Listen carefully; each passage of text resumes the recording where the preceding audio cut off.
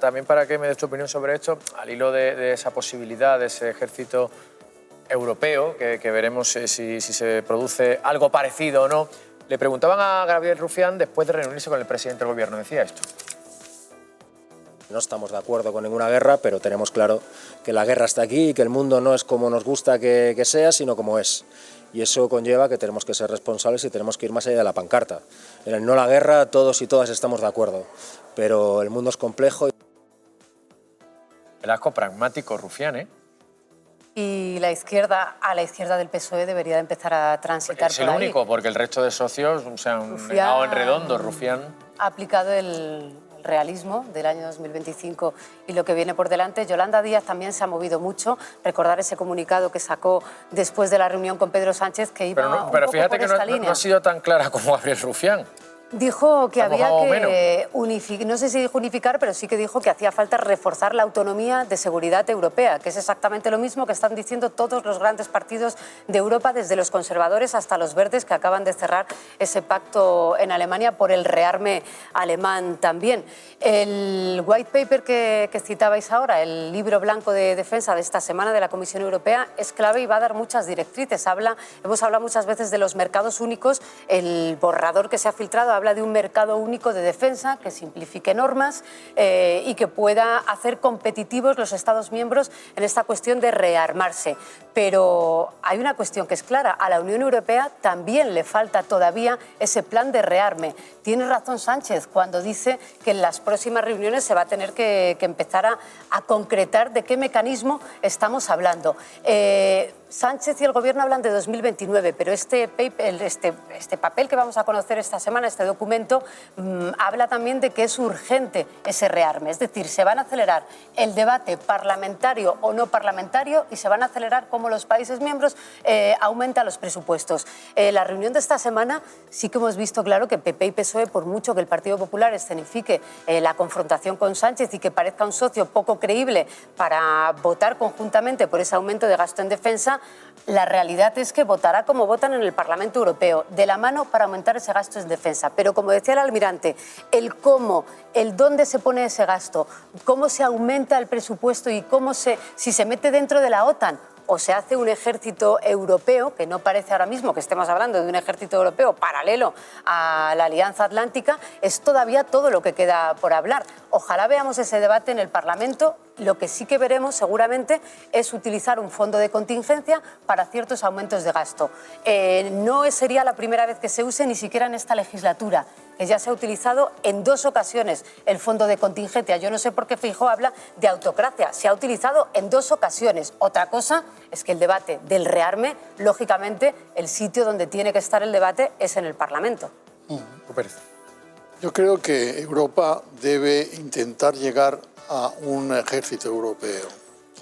Yo estoy completamente de acuerdo con el almirante. No es fácil, llevará su tiempo, pero al fin y al cabo tenemos una moneda única, tenemos un sistema legal relativamente único, tenemos un sistema económico relativamente único.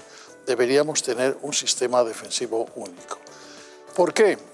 Pues entre otras razones porque no sabemos exactamente lo que va a pasar con la OTAN. No sabemos si los Estados Unidos van a seguir estando en la OTAN. Hay que recordar que durante su primer mandato Trump dijo claramente que la OTAN era una organización obsoleta. Y estoy absolutamente convencido que piensa exactamente lo mismo. La OTAN había conseguido uno de los efectos fundamentales en los sistemas de defensa, que es una capacidad de disuasión como posiblemente no había ocurrido nunca en la historia reciente. En este momento no sabemos si la OTAN, sin los Estados Unidos, seguirá teniendo esa capacidad de disuasión. ¿Dónde queda la responsabilidad? Queda la responsabilidad en los europeos. ¿Por qué? Porque sin capacidad de disuasión acabamos todos los europeos en manos de Putin. ¿Es lo que queremos conseguir? Evitémoslo por todos los medios. Y una última reflexión. Preguntémonos cuál es el sitio, el lugar que queremos para España. Y yo sí creo que el lugar para España tiene que ser un lugar relevante desde el punto de vista de las responsabilidades colectivas. En este momento no estamos exactamente ahí. Para que lo entendamos, almirante, esa capacidad de disuasión a la que hacía alusión el embajador, de la que ahora, o de la que ha venido gozando Europa en los últimos tiempos, reside en gran parte en Estados Unidos, entre otras cosas, no sé, en el escudo antimisiles y en la capacidad, insisto, valga la redundancia, de disuadir de un posible ataque contra Europa que nos ha proporcionado Estados Unidos y nos proporciona. Sí, así es. Europa ha confiado siempre en Estados Unidos y por eso ha dejado que él lleve la parte fundamental de la disuasión nuclear, que es importantísima, porque no queremos una guerra nuclear con nadie, pero tampoco queremos que nos la hagan o nos amenacen con ella, como está ocurriendo. Y luego también, a la hora de montar un ejército capaz, con la suma de las naciones europeas, hace falta alguien que aporte las capacidades que los demás no tienen. Todos los países europeos tienen carros de combate. No se trata de comprar más carros de combate, se trata de comprar lo que no tenemos, que son los sistemas de inteligencia, los de mando y control, los de defensa antimisiles balísticos, los de todas estas, transporte estratégico también, todos esos sistemas de los que Europa carece, hasta ahora hemos confiado en los norteamericanos. Habría que no solo ponerse de acuerdo en cuánto hay que gastar, sino en cómo lo vamos a gastar, lo que se llama un planeamiento de la defensa conjunto, como ha tenido la OTAN desde el principio. Bielorrusia y Ucrania es esencial si quieren efectivamente ser una potencia imperial, y eso lo tienen muy metido en su ADN. Y lo segundo que quería decir tiene que ver también con lo que estamos viendo, las reuniones que estamos viendo de líderes europeos y no europeos. Hay algo que yo creo que tenemos que intentar analizar para ver por dónde van las cosas. No hay muchas certezas sobre lo que se quiere armar desde la Unión Europea, pero es que lo que se está armando de la defensa de Europa no es la Unión Europea, es parcialmente la Unión Europea, pero no solo la Unión Europea, es parcialmente la OTAN, pero no solamente es la OTAN, y es ahí donde van a tener que trabajar los líderes. Y luego yo me pregunto, a las preguntas que planteaba ahora Pilar, también yo me pregunto, ¿por qué 800.000 millones de euros y no otra cantidad? ¿no? Eso es lo que se pregunta también muchos de los todo portavoces parlamentarios. Porque no sabemos de dónde ha salido esa cifra mágica, ¿no? Pedro. El proceso... no lo voy a decir porque entonces ya me sacaría un poco... Estamos en directo. Yo creo que el nombre es lo menos malo que tiene el niño. No, sí, por supuesto, pero dice que todo va detrás. A mí lo de distopía me parece exactamente lo que estamos viviendo y bueno, yo sigo diciendo, hablando de la estética, la corbata a mí es que me saca de los nervios. La corbata más al nivel de la bragueta me... Y luego se quejaba de que Zelensky, se reían de él, no iba en traje, bueno, y las pintas que me lleva Elon Musk con la gorrita, y, en fin, bueno. No sé si nos estará viendo, mandamos un saludo.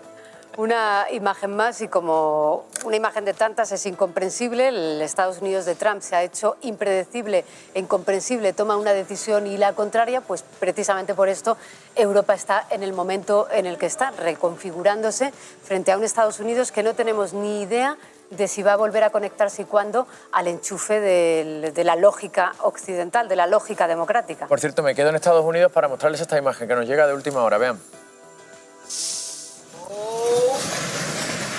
My God. We are in a tornado.